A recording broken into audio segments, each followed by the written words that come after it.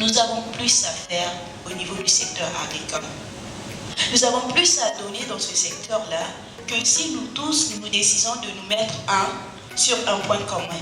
Ça veut dire quoi le point commun ici, c'est quoi pour nous en tant que jeunes entrepreneurs dans le secteur agricole? Que vous êtes jeunes. Au jour d'aujourd'hui, tous les jeunes rêvent d'aller dans un bureau, travailler dans un bureau. Mais alors que l'agriculture vous offre plus. Mais personne ne sait comment. Congo-Brazzaville, elle est dans son coin, je suis dans mon coin. On ne va pas arriver. Donc là, j'ai osé. Et quand j'ai osé, mais quand vous voulez entreprendre, on vous donnera des centaines de millions. Vous pouvez. C'est ça la question qui se pose à nous. Et c'est on va faire de ce magric-là une activité durable et ça valorise le Congo et le marché. Quels sont les produits qui sont mis à quelqu'un de Bilanga fait le piment? Non, ça, moi j'ai vu que ceux de la RCA, ceux du Congo, les produits chez nous, est-ce que vous ne pouvez pas leur demander de venir nous former comme ça nous avec eux? Je discute avec eux, j'échange avec eux, je passe des moments dans les mêmes conditions qu'au village. Je remercie le président de Bilanga Yabetou, le docteur Serge. Je remercie aussi la fondation INA, ma soeur qui est passée précédemment. Je suis Clamarine Kunku, jeune fille mère, entrepreneur agro-pastoral.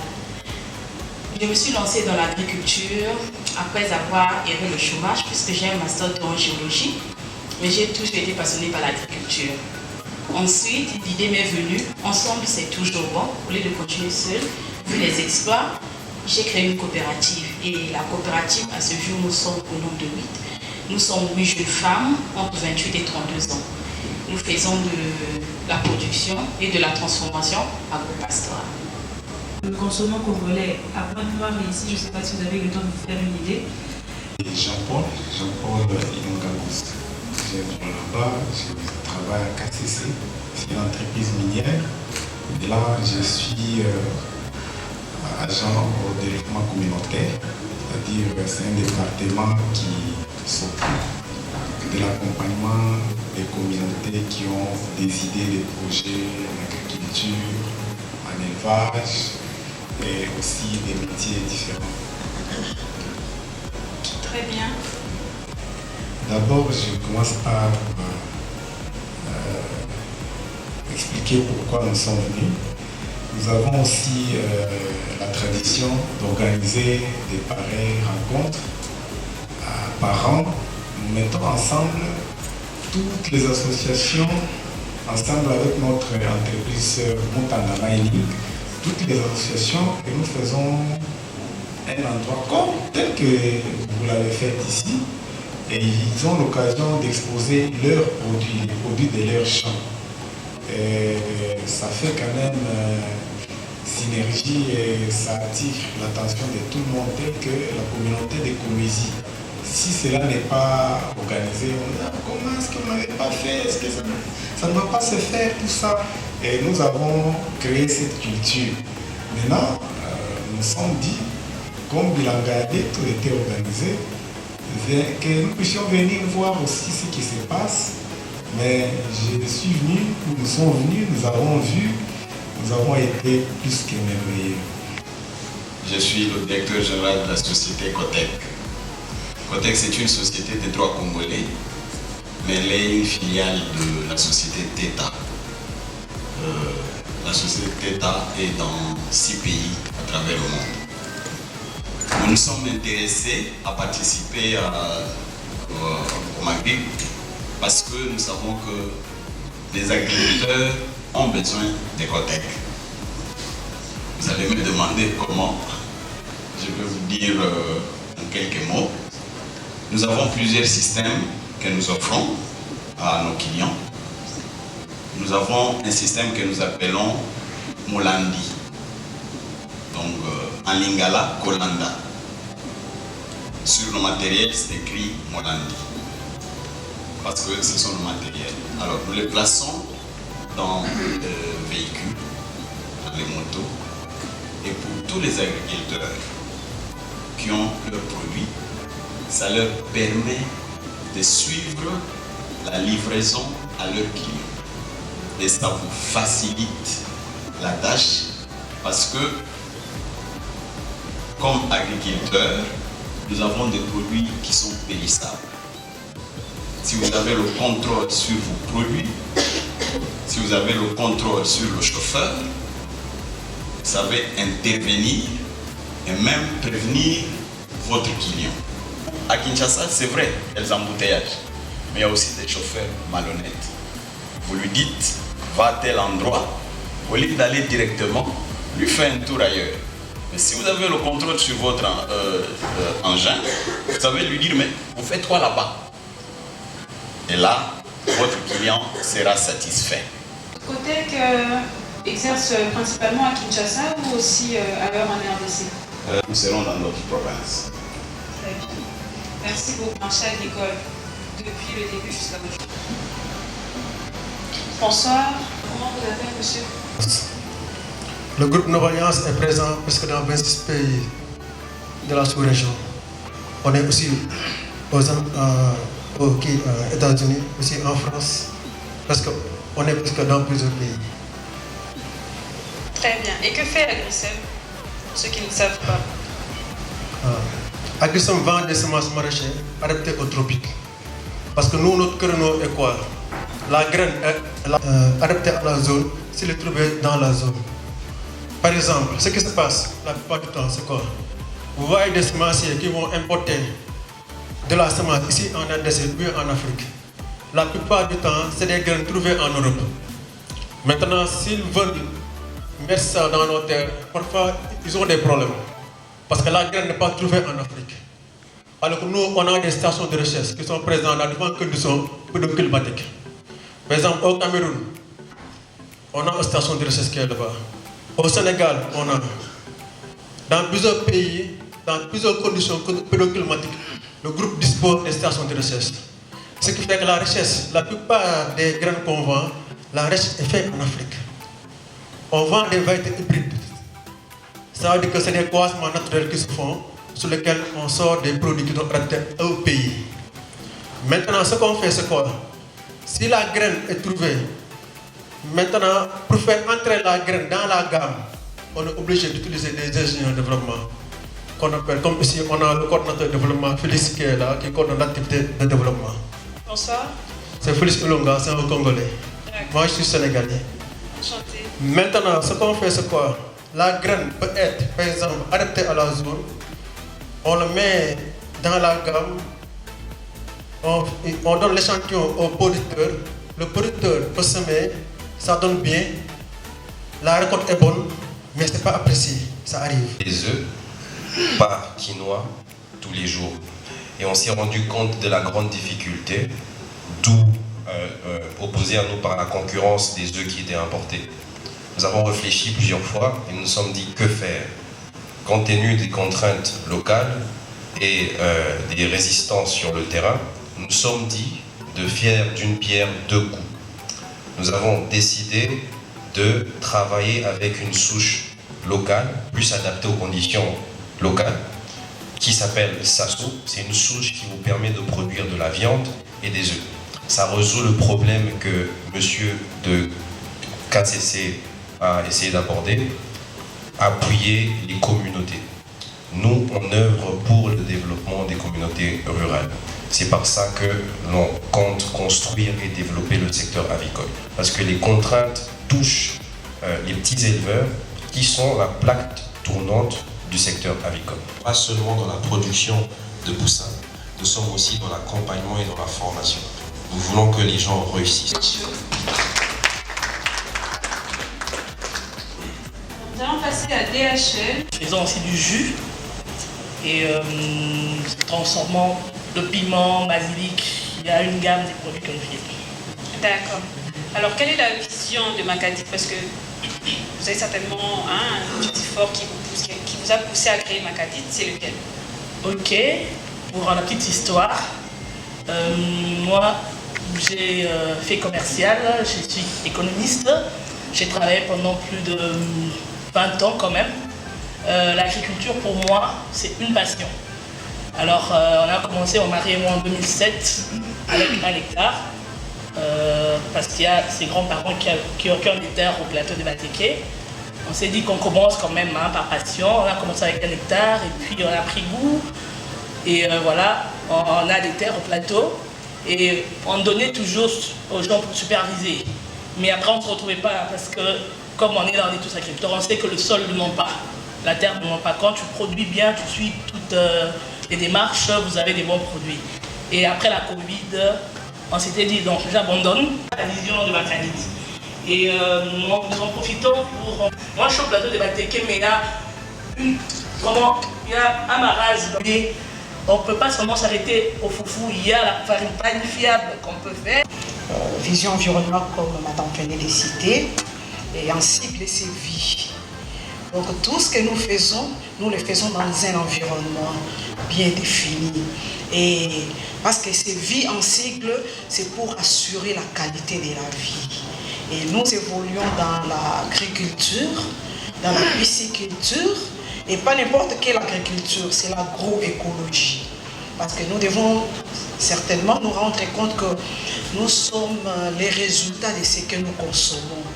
Et très souvent, ce qui nous est présenté ne répond pas tellement à la qualité. Et surtout, aujourd'hui, on fait face à beaucoup de maladies, et souvent liées à l'alimentation. Donc nous avons adopté l'approche de présenter ce qui est bio et bien. Donc que ça soit proprement présenté, sans apport chimique. On a plus à lutter avec tout ce qui est produit de déchets ménagers, et les restes nous permet à présenter ce qui est de qualité à nos clients et à la population congolaise de manière générale. Donc, surtout nos lignées, notamment les chenilles, là c'est en province, donc nous faisons les reboisements de ce que les autres ont abandonné.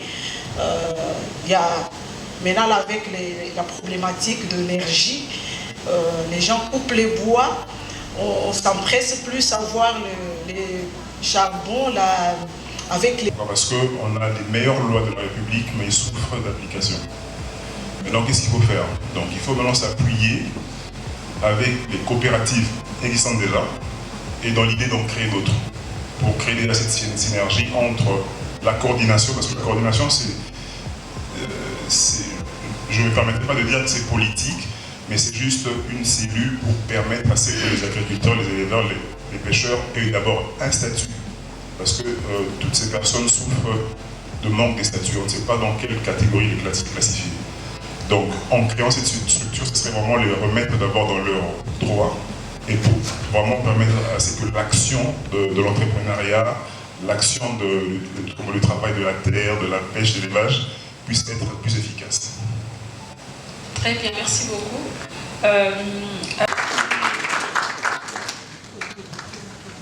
Bonjour à tous. Je ne m'étais pas prêté. Avec l'agriculture commence avec le Covid. Donc en 2019, j'ai fait mon stage au Ghana. Donc j'ai fait un bachelier en énergie renouvelable alternative. Forcé de constater que quand je venais souvent en vacances ici à Kinshasa, c'est toujours le cas, on a beaucoup de déchets plastiques. Je me suis dit, comme c'est dans les énergies renouvelables, je vais voir ailleurs comment ils font pour justement résoudre ces problèmes. Donc je suis au Ghana, je fais mon stage. Les stages, c'était les matériaux recyclables, donc on les transforme pour construire des maisons. C'est comme ça qu'ils font des pavés là-bas. Donc l'État a mis vraiment en œuvre ces situations-là. Donc, on ferme les frontières. Je suis fermé au Ghana. Mon stage se termine, donc j'ai du temps libre. Donc j'ai pu voyager, aller au Togo, aller au Bénin. Et j'ai pu constater que, par exemple, au Bénin, qui est un pays qui est plus petit que le Congo, ils avaient des hectares, par exemple, 1 hectare sur 1 hectare pour mettre 40 000 pieds d'ananas. Alors que nous, ici en RDC, on travaille sur 1 mètre sur 1 mètre parfois, si c'est construit comme ça. Donc, dans l'idée, je me suis dit non. J'ai appris mes soeurs, j'ai dit ok, j'ai vu ce qui se fait ailleurs. Achetons des terres, on a pu acheter 20 hectares ici à Maluku. On a commencé petit, on a mis, comment je vais dire, nos moyens, nos propres fonds. Et l'année dernière, on a pu, grâce à Makutano, gagner d'autres hectares en coopérative. Plusieurs personnes de la diaspora. C'est la coopérative Kwetu, avec laquelle on travaille. C'est dans cette optique-là que je me suis inscrit avec ma soeur dans Bilanga Yabetou. Apollinaire Salomo, je suis architecte de profession et de formation et consultant en matière de construction et urbanisme. Dans Bilanga Yabetou, je suis cofondateur. Donc depuis la genèse, je suis cofondateur de Bilanga Yabetou. J'accompagne la structure dans les conseils pour ceux qui veulent faire certaines infrastructures permettant aux aspects d'agriculture ou bien de ferme et porter aussi des conseils. C'est un qui était au stade Albert Ier. On va y avoir ma prestation tout à l'heure là où on était dans un panel avec les DG de la société PPC. Dans les différentes participations aussi au niveau international, je fais partie d'un organisme qui s'appelle ARPIS, Architect Design Planner, qui est aussi une organisation qui est observatrice à l'ONU. Et là, avec le docteur Serge, qui m'a aidé à les accompagner tout le temps, dont je suis souvent reconnaissant avec lui, qui dit l'architecture n'est pas loin aussi de l'agriculture, parce que ce sont des options qui sont parfois transversales. Voilà ma présence au niveau de Bilanga Yabetou. Et avoir cette deuxième édition qui a fait un apport considérable où certaines sociétés qui ont contribué aussi avec leur savoir-faire. Je vois celui qui vient des Colombie, de Lualaba, qui vient de Centrafrique, Congo-Brazzaville, la diaspora. Surtout au-delà de suivre notre frère qui vient de la Belgique aussi. Voilà que c'est tout le monde qui a besoin d'apporter un plus.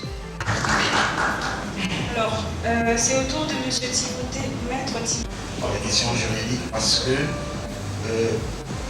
de manière générale, en Afrique, Socitec, c'est une société congolaise d'ingénierie touristique éco-environnementale.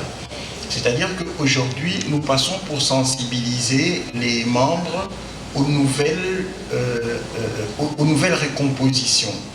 Actuellement, il y a par exemple ce qu'on appelle les CFCL, les concessions forestières des communautés locales. Actuellement, il est possible, par exemple, pour un gouverneur, une communauté peut voir un gouverneur et obtenir des documents sur une terre locale.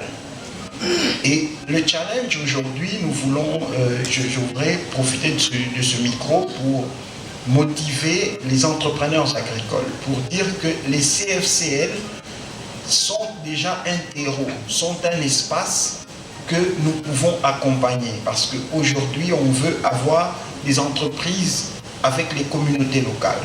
Donc c'est déjà des espaces pour nous, c'est une information aujourd'hui qui peut nous permettre de commencer à accompagner les communautés locales à mettre en place, avec les concessions forestières des communautés locales, faire émerger des entreprises à partir de la base. Les besoins de petits produits. Je suis vraiment surpris, vraiment de... Je remercie M. Serge. En fait, je venais de raconter à mon voisin ici comment j'ai rencontré M. Serge. C'est vraiment une expérience. Hein? Oui, racontez-nous. Le monde, il est devenu un petit village. Le monde est vraiment devenu un petit village. J'ai rencontré M. Serge comment? C'est dans un groupe. Nous sommes passés dans une même école. Lui et moi, nous avons étudié dans... Mais c'est loin d'ici. Et après des années, on s'est retrouvés. Je crois après, M. Serge, après 30 ans. Oui, nous sommes retrouvés après 30 ans. Il a étudié dans une école qui est abandonnée. Et une école où nous avons appris, lui et moi, à faire l'agriculture. Parce qu'à côté de l'école, à côté de l'internat, il y avait un espace où on s'est exercé à faire l'agriculture. Alors il m'avait intéressé et l'expérience, peut-être que je peux passer, ou bien il y avait encore une... Je peux passer à une autre déjà question, mais je suis de la province de Tanganyika, territoire de Moba.